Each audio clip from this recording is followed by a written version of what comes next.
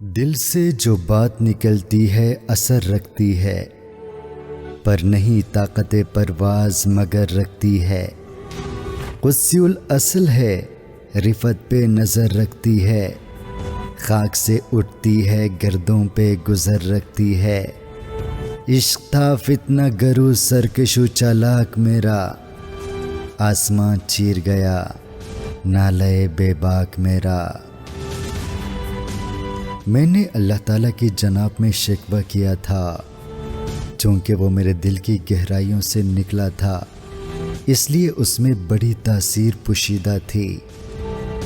اس لیے وہ آسمانوں کو چیرتا ہوا عالم ملوک تک پہنچ گیا، جہاں فرشتے رہتے ہیں۔ پیر گردون نے کہا سن کے کہیں ہے کوئی، بولے سیارے سرے عرش بری ہے کوئی۔ چاند کہتا تھا نہیں اہل زمیں ہے کوئی، کہکشاں کہتی تھی پوشیدہ یہی ہے کوئی۔ کچھ جو سمجھا میرے شکوے کو تو رضوان سمجھا، مجھ کو جنت سے نکالا ہوا انسان سمجھا۔ فرشتے، سیارے، ستارے، چاند اور کہکشاں سب آپس میں میرے شکوے کے حوالے سے چمی گوئیاں کرنے لگے، لیکن وہ اس راز کو نہ سمجھ سکے۔ تاہم جنت کا نگران فرشتہ رضوان نے مجھے پہچان لیا کہ میں جنت سے نکالا گیا انسان ہوں۔ تھی فرشتوں کو بھی حیرت کہ یہ آواز ہے کیا، عرش والوں پہ بھی کھلتا نہیں یہ راز ہے کیا، تاثر عرش بھی انسان کی تگ و تاز ہے کیا، آ گئی خاک کی چٹکی کو بھی پرواز ہے کیا۔ غافل آداب سے سکان زمین کیسے ہیں، شوخ و گستاخ یہ پستی کے مکین کیسے ہیں۔ فرشتے اسی شکوے کے انداز بیان سے بہت حیران تھے، اور اس میں جو گستاخی اور شوخی کا رنگ پایا جاتا ہے اس پر بہت ناراض تھے۔ چنانچہ وہ کہنے لگے کہ زمین کے لوگ کتنے گستاخ اور سرکش ہوتے ہیں، اس قدر شوخ کہ اللہ سے بھی برہم ہے۔ تاج و مسجود ملائک یہ وہی آدم ہے، عالم کیف ہے دانائے رموز کم ہے، ہاں مگر عجز کے اسرار سے نہ محرم ہے۔ ناز ہے طاقت گفتار پہ انسانوں کو، بات کرنے کا سلیقہ نہیں نادانوں کو۔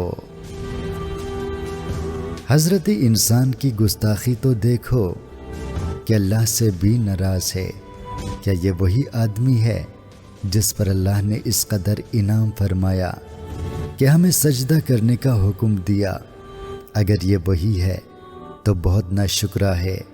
یوں منطق اور فلسفہ دونوں میں طاق ہے، لیکن عاجزی سے ناواقف ہے۔ آئی آواز غم انگیز ہے افسانہ تیرا، اشک بیتاب سے لبریز ہے پیمانہ تیرا، آسمان گیر ہوا نعرہ مستانہ تیرا، کس قدر شوخ زباں ہے دل دیوانہ تیرا، شکر شکوے کو کیا حسن ادا سے تو نے، ہم سخن کر دیا بندوں کو خدا سے تو نے۔ فرشتے یہ گفتگو کر رہے تھے کہ عرش سے اللہ تعالیٰ کی آواز آئی کہ اے انسان، بے شک تیرا افسانہ بہت درد انگیز ہے اور تیرا دل غموں سے چور ہے۔ تو نے اپنے حسن بیان کی بدولت شکوہ کو شکر کے لباس میں پیش کیا ہے، اور اس طرح بندوں کو خدا سے ہم کلام کر دیا ہے۔ ہم تو مائل بکرم ہیں کوئی سائل ہی نہیں، راہ دکھلائیں کسے رہرو منزل ہی نہیں، تربیت عام تو ہے جوہر قابل ہی نہیں، جس سے تعمیر ہو آدم کی یہ وہ گل ہی نہیں، کوئی قابل ہو تو ہم شان کئی دیتے ہیں، ڈھونڈنے والوں کو دنیا بھی نہیں دیتے ہیں۔ ہم تو ہمیشہ آپ پر کرم کرنے کے لیے آمادہ ہیں، لیکن آپ کرم مانگنے والے بنتے نہیں ہو۔ ہم سب کی تربیت کرنے کے لیے تیار ہیں، لیکن جو شخص تربیت اور اصلاح قبول ہی نہ کرے تو ہم کیا کریں؟ اگر کوئی شخص بادشاہت کی قابلیت رکھتا ہو تو ہم اسے ضرور بادشاہ بنا دیتے ہیں۔ ہاتھ بے زور ہیں، الحاظ سے دل خوگر ہیں، امتی باعث رسوائی پیغمبر ہیں۔ بت شکن اٹھ گئے، باقی جو رہے بت گر ہیں، تھا براہیم پدر اور پسر آذر ہیں۔ بادہ الشام نئے، بادہ نیا، خم بھی نئے، حرم کعبہ نیا، بت بھی نئے، تم بھی نئے۔ اے مسلمانوں، تمہاری حالت تو یہ ہے کہ تم دل میں ہمارے منکر ہو چکے ہو اور ہمارے رسول صلی اللہ علیہ وآلہ وسلم کی تعلیمات سے بالکل برگشتہ ہو چکے ہو۔ تم میں جو لوگ بت شکن تھے وہ تو رخصت ہو گئے، آپ جو باقی ہیں بت پرست ہیں۔ تمہارا کعبہ بھی مختلف ہے، تمہارے بت جیسے دولت، عہدے اور جاگیریں بھی نئے ہیں، تم خود بھی نئے ہو۔ مراد اپنے آبا و اجداد کے نقش قدم پر تم لوگ بالکل نہیں چلتے۔ وہ بھی دن تھے کہ یہی مایہ رانائی تھا، نازش موسم گل لالے صحرائی تھا۔ جو مسلمان تھا اللہ کا سودائی تھا، کبھی محبوب تمہارا یہی ہر جائی تھا۔ کسی یکجائی سے اب عہد غلامی کر لو، ملت احمد مرسل کو مقامی کر لو۔ ایک زمانہ تھا جب ہر مسلمان اللہ کا عاشق تھا، وہ لوگ اسی رب سے شدید محبت کرتے تھے جسے تم ہر جائی کہتے ہو۔ اگر ہم ہر جائی ہیں تو تم کسی یکجائی کو اپنا خدا بنا لو، اس سے عہد وفا باندھ لو۔ اس کی صورت یہ ہے کہ ہم نے تم ملت محمدیہ کو افاقگیر بنایا تھا، یعنی جاپان سے مراکش تک سب مسلمان ایک قوم ہے، لیکن تم سب اپنے آپ کو مقامی کر لو، یعنی کس ملک یا کسی نسل سے وابستہ کر لو۔ مطلب یہ کہ اسلام کو چھوڑ کر کفر اختیار کر لو، تاکہ کافروں کی طرح تم پر بھی فضل الہی نازل ہونے لگے۔ کس قدر تم پہ گراں صبح کی بیداری ہے، ہم سے کب پیار ہے، ہاں نیند تمہیں پیاری ہے۔ طب آزاد پہ قید رمضان بھاری ہے، تم ہی کہہ دو یہی آئین وفاداری ہے۔ قوم مذہب سے ہے، مذہب جو نہیں تم بھی نہیں، جذب باہم جو نہیں محفل انجم بھی نہیں۔ اے مسلمانوں، تمہاری حالت یہ ہے کہ تم ہماری عبادت پر خواب شیریں کو ترجیح دیتے ہو اور رمضان کے روزوں کو ایک مصیبت سمجھتے ہو۔ کیا یہی وفاداری کا طریقہ ہے؟ قوم تو مذہب سے بنتی ہے، جب تم نے مذہب چھوڑ دیا ہے تو قوم کس طرح زندہ رہ سکتی ہے؟ مثال یوں سمجھو کہ اگر ستاروں میں جذب باہمی باقی نہ رہے تو کیا کوئی ستارہ اپنی جگہ پہ قائم رہ سکتا ہے؟ جن کو آتا نہیں دنیا میں کوئی فن تم ہو، نہیں جس قوم کو پروائے نشیمن تم ہو، بجلیاں جس میں ہوں آسودہ و خرمن تم ہو، بیچ کھاتے ہیں جو اسلاف کے مدفن تم ہو نہ کو نام جو قبروں کی تجارت کر کے، کیا نہ بیچو گے جو مل جائیں صنم پتھر کے۔ تم لوگ نہ کوئی فن جانتے ہو، نہ کوئی ہنر، نہ کوئی شے ایجاد کرتے ہو، نہ کوئی علمی تحقیق۔ تمہیں اپنے اسلاف کی عزت کی کوئی پرواہ نہیں، بلکہ ان کی قبروں کو بیچ کر کھا رہے ہو اور خدا کو چھوڑ کر صاحب قبر سے استعانت چاہتے ہو، ان کی کفن تک بیچ کھاتے ہو۔ جب تم قبر فروشی کر سکتے ہو تو بت فروشی میں تمہیں کیا تعمیل ہو سکتا ہے؟ صفحہ دہر سے باطل کو مٹایا کس نے؟ نوع انسان کو غلامی سے چھڑایا کس نے؟ میرے کعبے کو جبینوں سے بسایا کس نے؟ میرے قرآن کو سینوں سے لگایا کس نے؟ تھے تو اباب و تمہارے ہی، مگر تم کیا ہو؟ ہاتھ پہ ہاتھ دھرے منتظر فردا ہو۔ بے شک مسلمانوں نے دنیا سے ہر شرک و کفر کو مٹا دیا اور انسانوں کو آزادی عطا کی اور خدا کی اطاعت کی، خانہ کعبہ کی حفاظت کی اور قرآن مجید کی اشاعت کی، لیکن یہ کام تو تمہارے بزرگوں نے کیا تھا۔ اب سوال یہ ہے کہ تم نے اسلام کی خاطر کیا کیا؟ کیا کہا بہر مسلمان ہے فقط وعدہ حور، شکوہ بے جا بھی کرے کوئی تو لازم ہے شعور، عدل ہے فاتر ہستی کا ازل سے دستور، مسلم آئین ہوا کافر تو ملے حور قصور، تم میں حوروں کا کوئی چاہنے والا ہی نہیں، جلوہ طور تو موجود ہے موسیٰ ہی نہیں۔ تم یہ شکایت کرتے ہو کہ مسلمان کے لیے صرف وعدہ حور ہے، حالانکہ یہ شکایت بالکل ناروا ہے۔ خدا تو ہمیشہ عادل رہا ہے۔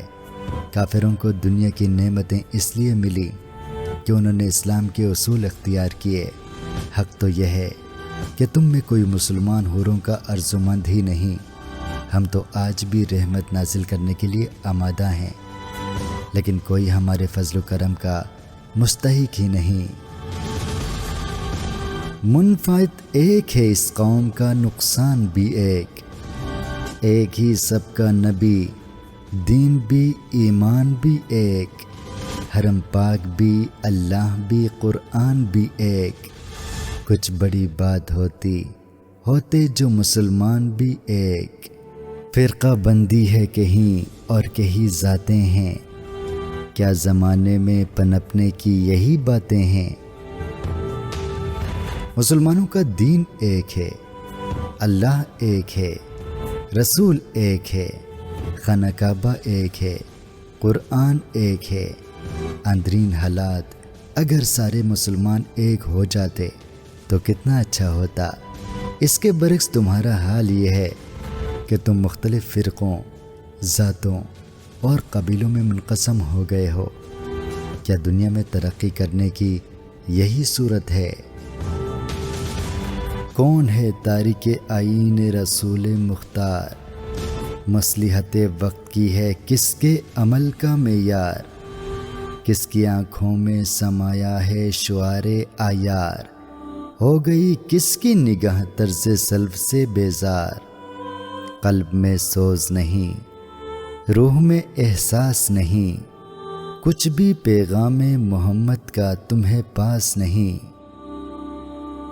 تم شریعت اسلامیہ کے منکر ہو۔ تمہارا دین صرف مصلحت وقت ہے کہ جس بات میں نفع نظر آئے اسے اختیار کر لینا چاہیے۔ تم کافروں کے رسوم اور طرز معاشرت کو پسند کرتے ہو اور اپنے بزرگوں کے طریقے سے بیزار ہو۔ نہ تمہارے دل میں اسلام کی محبت ہے اور نہ ہمارے رسول کے ارشاد سے کوئی سروکار ہے۔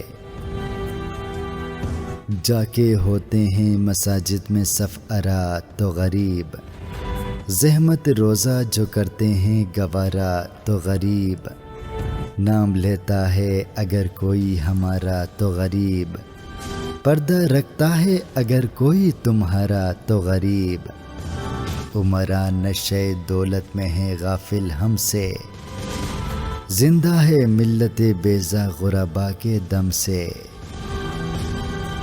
حالت یہ ہے کہ آج اگر مساجد میں نماز پڑھنے آتے ہیں تو غریب، روزہ رکھتے ہیں تو غریب، ہمارا نام لیتے ہیں تو غریب، گویا تمہارا پردہ رکھتے ہیں تو غریب لوگ، دولت مند تو اپنی دولت کے نشے میں ہم سے غافل ہو گئے۔ آج اگر اسلام زندہ ہے تو انہی غریب مسلمانوں کے دم سے زندہ ہے۔ واعظ قوم کی وہ پختہ خیالی نہ رہی، برق تبغی نہ رہی، شعلہ مقالی نہ رہی، رہ گئی رسم ازاں، روح بلالی نہ رہی، فلسفہ رہ گیا، تلقین غزالی نہ رہی، مسجد مرثیہ خاں ہے کہ نمازی نہ رہے، یعنی وہ صاحب اوصاف حجازی نہ رہے۔ نہ مسلمان واعظین کے واعظ میں کوئی اثر باقی ہے اور نہ ان کے دل میں اسلام کی کوئی محبت ہے۔ اذان تو اب بھی ہوتی ہے لیکن اس میں نہ کوئی خلوص ہے، نہ اسلام کی محبت کا رنگ ہے۔ مسلمان منطق و فلسفہ تو پڑھتے ہیں لیکن ہمارے رسول سے محبت نہیں کرتے۔ یہی وجہ ہے کہ آج مساجد ویران پڑی ہیں۔ شور ہے ہو گئے دنیا سے مسلمان نابود، ہم یہ کہتے ہیں کہ تھے بھی کہیں مسلم موجود، وضع میں تم ہو نصارا تو تمدن میں ہنود، یہ مسلمان ہے جنہیں دیکھ کے شرمائیں یہود، یوں تو سید بھی ہو، مرزا بھی ہو، افغان بھی ہو، تم سبھی کچھ ہو، بتاؤ تو مسلمان بھی ہو۔ ایک شور مچا ہوا ہے کہ مسلمان مٹے جا رہے ہیں، لیکن سچی بات تو یہ ہے کہ مسلمان ہے کہاں جو ان کے مٹنے کا ذکر کیا جا رہا ہے۔ جو اپنے آپ کو مسلمان کہتے ہیں ان کی حالت یہ ہے کہ وہ اپنی وضع قطع کے لحاظ سے عیسائی معلوم ہوتے ہیں اور وہ تمدن کے اعتبار سے ہندو نظر آتے ہیں اور معاملات کے اعتبار سے یہود سے بدتر ہیں۔ خاندانی لحاظ سے تم میں کوئی سید ہے، کوئی مرزا ہے، کوئی افغان ہے، لیکن سوال یہ ہے کہ کوئی مسلمان بھی ہے۔ دم تقریر تھی مسلم کی صداقت بے باک، عدل اس کا تھا قوی لو سے مراز سے پاک، شجر فطرت مسلم تھا حیا سے نمناک، تھا شجاعت میں وہ ایک ہستی فوق الادراک، خود گدازی نم کیفیت سے بائش بود، خالی از خویش شدن صورت مینایش بود۔ اگلے زمانے کے مسلمانوں کی یہ کیفیت تھی کہ وہ سچ بولنے سے بالکل نہیں ڈرتے تھے، وہ ہر شخص سے انصاف کرتے تھے۔ مسلمان اللہ کے عشق سے سرشار تھے، اس لیے ان کی خاطر ہر قسم کی قربانی دیتے تھے اور دوسروں کی جان بچانے کے لیے اپنی زندگی نثار کرتے تھے۔ ہر مسلمان رگ باطل کے لیے نشتر تھا، اس کے آئینۂ ہستی میں عمل جوہر تھا، جو بھروسہ تھا اسے قوت بازو پر تھا، ہے تمہیں موت کا ڈر اس کو خدا کا ڈر تھا، باپ کا علم نہ بیٹے کو اگر ازبر ہو، پھر پسر قابل میراث پدر کیوں کر ہو۔ ہر مسلمان ہر وقت کفر و شرک کا مقابلہ کرنے کے لیے تیار رہتا تھا اور سرگرم عمل تھا۔ ان کو ہم پر اور اس کے بعد اپنی قوت بازو پر بھروسہ تھا۔ تم ہو کہ موت سے ڈرتے ہو لیکن وہ ہم سے ڈرتا تھا۔ اگر تمہارے اندر تمہارے بزرگوں کی صفات نہیں ہے تو تم کو وہ مرتبہ کیسے حاصل ہو سکتا ہے جو ان بزرگوں کو حاصل تھا۔ ہر کوئی مست مئی ذوق تن آسانی ہے، تم مسلمان ہو یہ انداز مسلمانی ہے، حیدری فقر ہے نہ دولت عثمانی ہے، تم کو اسلاف سے کیا نسبت روحانی ہے۔ وہ زمانے میں معزز تھے مسلمان ہو کر اور تم خوار ہوئے تاریک قرآن ہو کر۔ تم میں سے ہر مسلمان آرام طلب ہے، نہ کسی میں حضرت علی کی شان فقر پائی جاتی ہے، نہ حضرت عثمان کی سی سخاوت نظر آتی ہے۔ اور اگر تم دنیا میں ذلیل و خوار ہوئے ہو تو اس کا مطلب یہ ہے کہ تم حقیقی مسلمان نہیں ہو۔ حقیقی مسلمانوں کو عزت ملتی ہے۔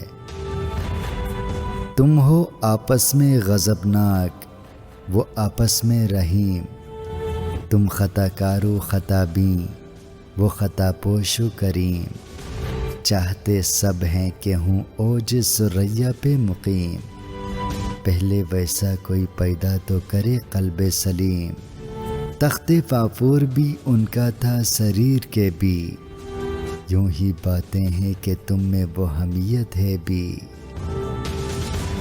تم آپس میں ایک دوسرے کے دشمن ہو، لیکن تمہارے بزرگ آپس میں ایک دوسرے پر مہربان تھے، تم دوسروں کے عیب تلاش کرتے ہو اور وہ دوسروں کے عیبوں پر پردہ ڈالتے تھے، تم ان کی طرح سربلندی کے خواہش مند ہو، لیکن کیا تمہارے دلوں میں اسلام کی ویسی ہی الفت ہے جیسی ان کے دلوں میں تھی؟ خودکشی شیوا تمہارا وہ غیور و خوددار، تم اخوت سے گریزاں وہ اخوت پہ نثار، تم ہو گفتار سراپا وہ سراپا کردار، تم ترستے ہو کلی کو وہ گلستان بے کنار، اب تلک یاد ہے قوموں کو حکایت ان کی، نقش صفحہ ہستی پہ صداقت ان کی، تم اپنے ہاتھوں اپنے آپ کو تباہ کر رہے ہو، لیکن تمہارے اسلاف غیرت مند اور خوددار تھے، تم ایک دوسرے کے دشمن ہو اور وہ ایک دوسرے پر جان فدا کرتے تھے، تم صرف باتیں بنانے جانتے ہو لیکن وہ عمل کرتے تھے، تم آج دولت کے لیے ترس رہے ہو لیکن دولت ان کے پاؤں چومتی تھی، آج بھی تاریخ ان کے کارناموں پر فخر کرتی ہے، مثل انجم افق قوم پہ روشن بھی ہوئے، بت ہندی کی محبت میں برہمن بھی ہوئے، شوق پرواز میں مہجور نشیمن بھی ہوئے، بے عمل تھے ہی جواں دین سے بدزن بھی ہوئے، ان کو تہذیب نے ہر بند سے آزاد کیا، لاکے کعبے سے صنم خانے میں آباد کیا،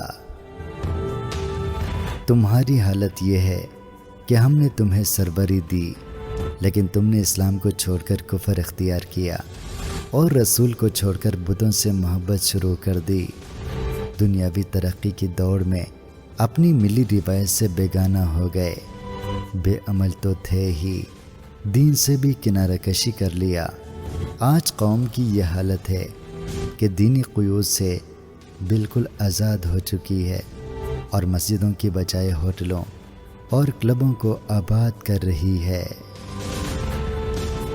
قیس زحمت کش تنہائی صحرا نہ رہے، شہر کی کھائے ہوا بادیہ پیما نہ رہے، وہ تو دیوانہ ہے بستی میں رہے یا نہ رہے، یہ ضروری ہے حجاب رخ لیلا نہ رہے، گلے جھور نہ ہو شکوے بیداد نہ ہو، عشق آزاد ہے کیوں حسن بھی آزاد نہ ہو۔ مسلمان نوجوانوں کی یہ کیفیت ہے کہ ان کے دل عشق رسول سے خالی ہو چکے ہیں اور مسلمان عورتیں پردے سے بے پرواہ ہوتی جا رہی ہیں، نوجوان یہ کہتے ہیں کہ جب عاشق آزاد ہے تو معشوق کیوں پردے میں رہے، عہد نو برق ہے آتش زن ہر خرمن ہے، ایمن اس سے کوئی صحرا نہ کوئی گلشن ہے، اس نئی آگ کا اقوام کہن ایندھن ہے، ملت ختم رسل شعلہ بپے رہن ہے، آج بھی ہو جو براہیم کا ایمان پیدا، آگ کر سکتی ہے انداز گلستان پیدا۔ یہ موجودہ زمانہ جس میں مادیت برسر عروج ہے تمام قوموں کے لیے یکساں تباہی کا موجب ہے، یہ وہ آگ ہے جس میں ملت اسلامیہ تیزی کے ساتھ فنا ہوتی جا رہی ہے، لیکن اگر آج بھی مسلمانوں میں ایمان کا رنگ پیدا ہو جائے تو یہی آگ ان کے حق میں گلزار ابراہیم بن سکتی ہے۔ دیکھ کر رنگ چمن ہو نہ پریشان مالی، کو کب غنچہ سے شاخیں ہیں چمکنے والی، خسو خاشاک سے ہوتا ہے گلستان خالی، گل برانداز سے خون شہداء کی لالی، رنگ گردوں کا ذرا دیکھ تو عنابی ہے، کہ نکلتے ہوئے سورج کی افق تابی ہے، یہاں اس نظم کا انداز بدل جاتا ہے۔ اقبال قوم کو امید کی خوشخبری سناتے ہیں۔ کہتے ہیں کہ ملت اسلامیہ کی زبوں حالی سے مسلمانوں کو مایوس نہیں ہونا چاہیے۔ مصائب کے بادل عنقریب چھٹنے والے ہیں۔ ملت اسلامیہ کی بہتری کے دن قریب آ چکے ہیں۔ خون شہداء کی سرخی ہر طرف پھول برسا رہی ہے، یعنی مسلمانوں میں زندگی کے آثار پیدا ہو رہے ہیں۔ امتیں گلشن ہستی میں ثمر چیدہ بھی ہیں، اور محروم ثمر بھی ہیں، خزاں دیدہ بھی ہیں۔ سینکڑوں نخل ہیں کاہیدہ بھی، بالیدہ بھی ہیں۔ سینکڑوں بطن چمن میں ابھی پوشیدہ بھی ہیں۔ نخل اسلام نمونہ ہے برومندی کا، پھل ہے یہ سینکڑوں صدیوں کی چمن بندی کا۔ اگرچہ موجودہ دور کے مسلمان باقی بہت پریشان ہیں، لیکن مایوس ہونے کی ضرورت نہیں ہے۔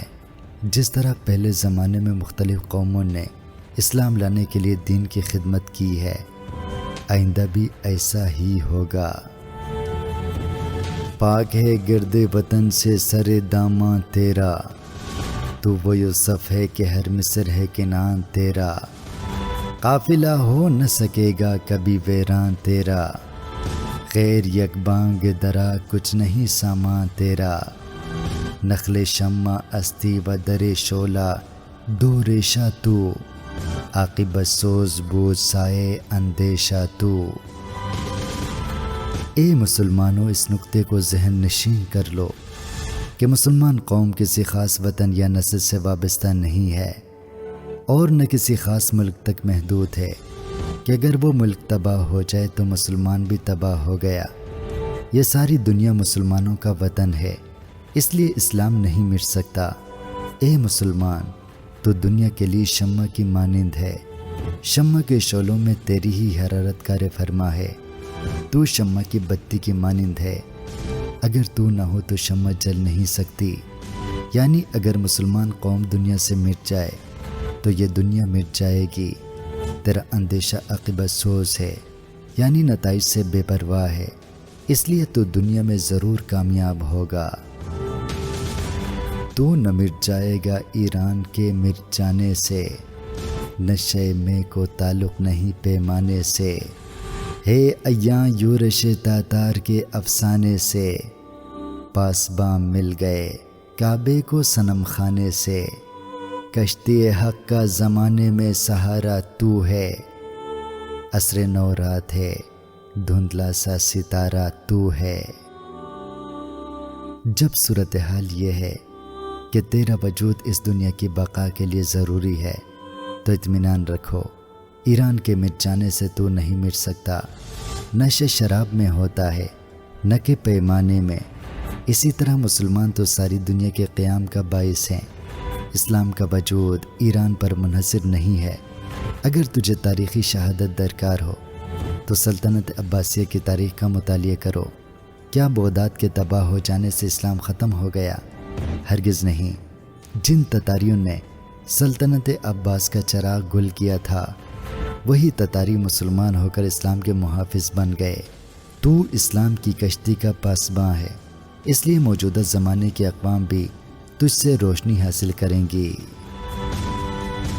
ہے جو ہنگامہ بپا یورش بلغاری کا، غافلوں کے لیے پیغام ہے بیداری کا۔ تو سمجھتا ہے یہ ساما ہے دل آزاری کا، امتحان ہے تیرے ایثار کی خودداری کا۔ کیوں ہراساں ہے ساحل فرض آدھا سے، نور حق بجھ نہ سکے گا نفس آدھا سے۔ اگر آج ریاست ہے بلقان نے ترکی پر چاروں طرف سے حملہ کر دیا ہے تو اس کا مطلب یہ نہیں ہے کہ ترک ختم ہو جائیں گے یا مسلمان دنیا سے جائیں گے، بلکہ یہ اس لیے ہے کہ مشیت ازدی اس وقت تیرے ایثار اور حوصلے کا امتحان چاہتی ہے۔ تو دشمنوں کی کثرت سے کیوں خوفزدہ ہے؟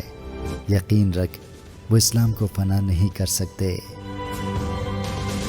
چشم اقوام سے مخفی ہے حقیقت تیری، ہے ابھی محفل ہستی کو ضرورت تیری، زندہ رکھتی ہے زمانے کو حرارت تیری، کوکب قسمت امکان ہے خلافت تیری، وقت فرصت ہے کہاں کام ابھی باقی ہے، نور توحید کا اتمام ابھی باقی ہے۔ اے مسلمان، دنیا کی وہ قومیں جو تجھے مٹانا چاہتی ہیں اس حقیقت سے نہ آشنا ہیں کہ ابھی دنیا کو تیری ضرورت باقی ہے۔ یہ دنیا محض تیرے وجود سے قائم ہے، دنیا میں اسلام کی حکومت اٹل ہے، دنیا کا مقدر ہے، تقدیر نہیں بدل سکتی۔ تو اٹھ اور دنیا کو توحید کا پیغام سنا دے۔